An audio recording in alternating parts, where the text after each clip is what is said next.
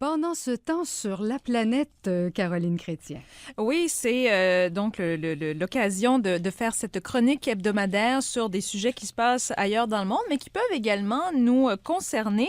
Et ce dont je veux vous parler cette semaine, ce sont des cadres supérieurs. Des cadres supérieurs, est-ce qu'ils se portent bien? Est-ce qu'on se soucie suffisamment d'eux? C'est une question, je me suis dit, qui était assez pertinente Oui. à se poser dans ces temps de compression budgétaire.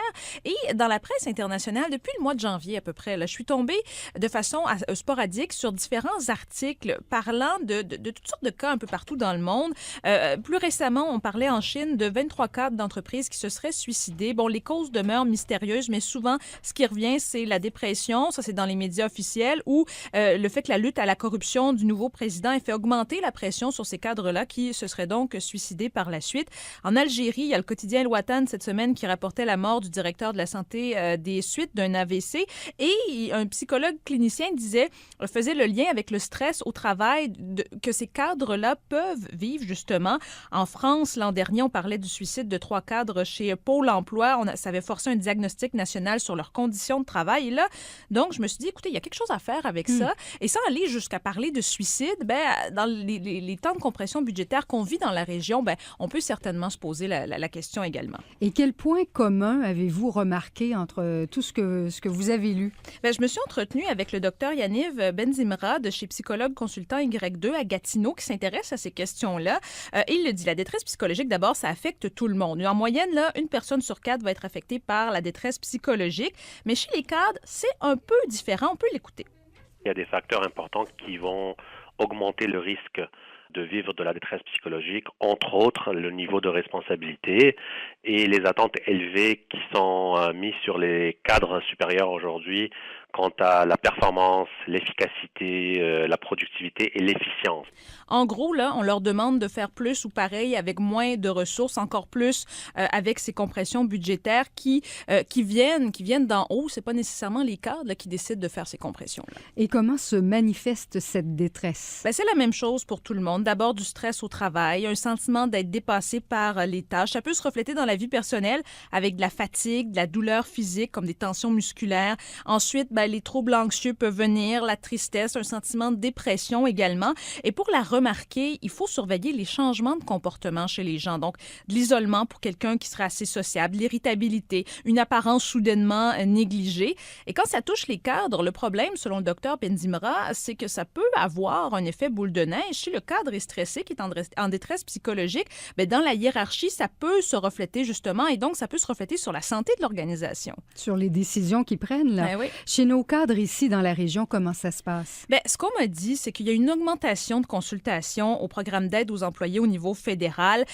Chez les psychologues consultants chez Y2, on l'a remarqué, cette augmentation-là des consultations liées à l'épuisement professionnel, très souvent liées au travail. On l'a aussi remarqué à l'Association professionnelle des cadres supérieurs de la fonction publique du Canada. On peut écouter Lisanne Lacroix, qui est chef de la direction à l'APEX. Globalement, la santé des cadres supérieurs s'est détériorée, surtout sur le plan psychologique. Et puis, ce qu'on a constaté, c'est que ce que le sondage fait, c'est établir un lien direct entre les résultats sur la santé des individus et le milieu de travail. Elle parle d'un sondage dans cet extrait que je vous ai fait écouter. Sondage mené en 2012. On en fait un aux 5 ans depuis 1997 pour évaluer la santé justement des cadres supérieurs.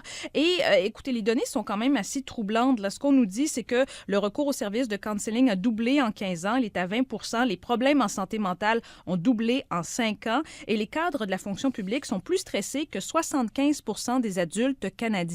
25 % ont des symptômes d'épuisement et c'est dû à toutes sortes de choses. Là, perte de contrôle sur leur travail, manque de respect au travail, de soutien, manque de reconnaissance également. Est-ce qu'on en fait assez pour assurer la santé des cadres?